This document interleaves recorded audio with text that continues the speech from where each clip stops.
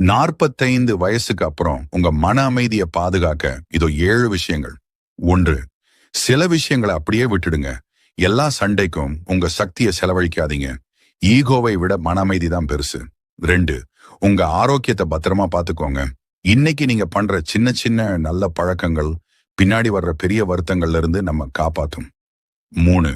அமைதியான மனிதர்களோட பழகுங்க.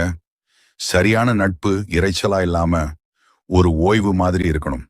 4. மன்னிச்சிடுங்க, ஆனா நடந்ததை மறக்காதீங்க. அந்த பாடம் தான் நமக்கு கிடைச்ச பரிசு. 5. கடனை தவிர்த்திடுங்க.